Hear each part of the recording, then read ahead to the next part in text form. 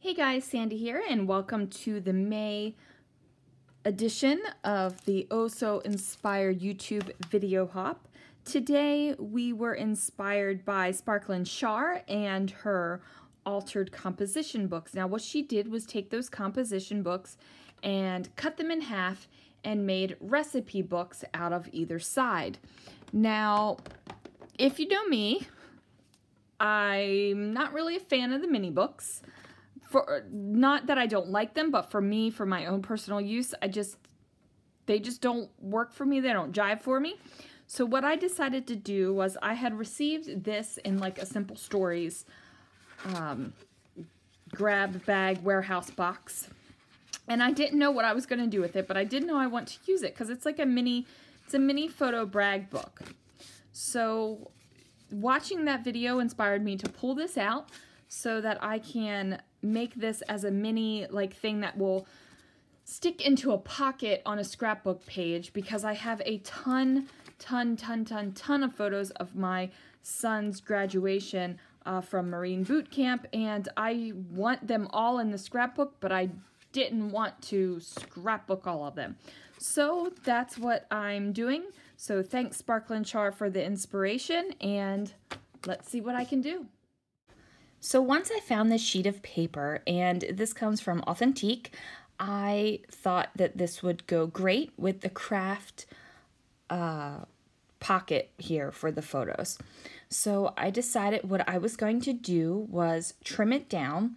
I knew that the pocket was about 4 by 6, so I trimmed it down to a similar size, and then just went ahead and kind of eyeballed it to get it where I needed it to be. I knew that I wanted to have an edge around it, just because it was going to be ridiculously ridiculous to go ahead and get this paper to cover the entire craft portion, because it wasn't exactly square and I didn't want to have to deal with it. So the easiest thing to do for me was to go ahead and create it so it looks like that brown area is a mat. So I'm liking the way it's looking. I like this pattern paper, and I was thinking about decorating the inside with the reverse, which is that pretty dot paper, but I decided that I wasn't going to go for that. I just wanted to do the outside. So I went ahead and did the same thing that I did on the front. And I just made sure to have my adhesive on the edges of the outside and also some in the center, just so it would stick well. And this ATG is a champ, it'll stick. So, I mean, once it's down, you can pop it up for a few minutes, but once it's down and pressed down and it has the time, it's a champ, it sticks. It's going to tear apart the paper when it comes back. Now I have all of these patriotic and Americana stickers and such, because I've been collecting them for a little bit in preparation of this album. And I wasn't exactly sure what I wanted to do on the front. Everything that I thought looked good, but it wasn't just right. So as you can see, I have a whole lot of stuff. Now this one that says U.S. Marines, I thought I was going to turn this into a tab, and I did not. It went right back on that sticker sheet. But never fear, guys. I eventually do find something that'll work. And I think what the problem is sometimes when you have a bunch of new supplies, you love them all and you want to put them all down, and you just get a little stuck sometimes. So that is kind of what was happening to me. I loved it all, but it wasn't great. And normally when I find something that I love, I just go ahead and go with it. But for some reason this time I was messing around a little bit. Now these are pocket cards that I got from Pebbles, and I knew that I wanted to put this card on here. It is the Star Spangled Banner. It would have been perfect if it would have been the Marine hymn. However, I don't have any paper with that. And if anybody knows where you can get Marine hymn paper, give me a shout out, because that would be awesome. So looking at this, I'm thinking it needs a little something else. just to give it a little bit more interest. So I'm flipping through and trying to figure out what I want to put there, and it's just a matter of finding the right thing. So I go through my die cuts, and I have this gold United States die cut, and I decide to layer that up as well. And that, like, I love this. It gives it a little bit of flash. It gives it a little bit of fun. I decided to put the Marine sticker there so that the blue was not overlapping the blue, but it was on the edge of the United States. So that worked out great for me. I'm completely happy with it. Used that ATG again and got it to stick down. And I believe that this is going to be it for my little card. Oh, that is not true. I went ahead and stuck the back down, or just kind of laid it there, and I felt like I needed something over here on this tab. And again, I'm going to pull out a round sticker because I think that that would look really cool with like the stars underneath of it. But I'm not too keen on the stripes, like right there. It doesn't like scream out, this looks cool to me. So I'm just trying to figure out what to do.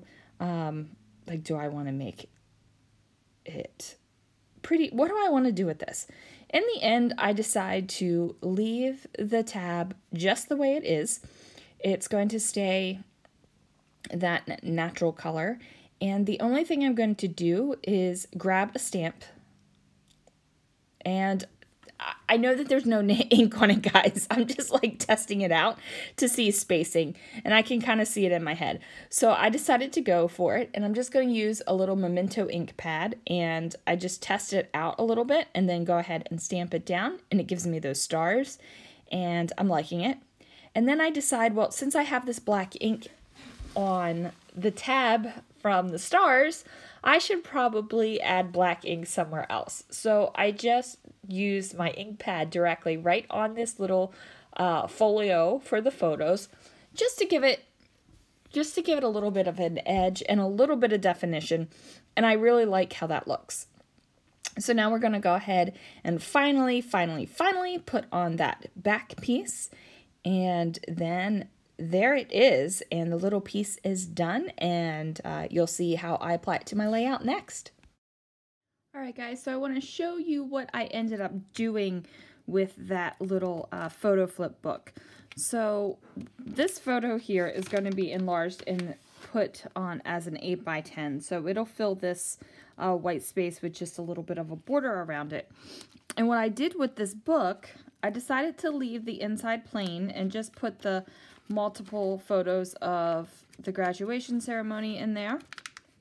Not nearly all of them. And then also put this paper on the back side, as you can see.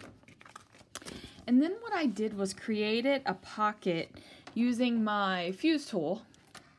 So I cut out a piece of page protector, slid a piece of paper under here so it wouldn't melt through to the back side, and I just slowly created this pocket here.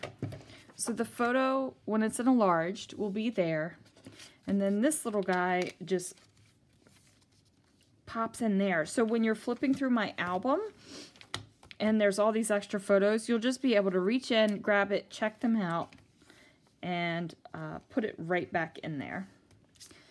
And then I'm thinking about putting the numbers here, something here, maybe the numbers, maybe a title. I haven't decided yet. I want to get the photo enlarged first to see where I want to put the title, but this is what I did with that little guy right there. Alright guys, thanks so much for watching. Make sure you are subscribed so that you can check out next month's Oso Inspired collaboration. And then also everybody's projects will be down in the description below, so check it out. Thanks so much for watching, guys.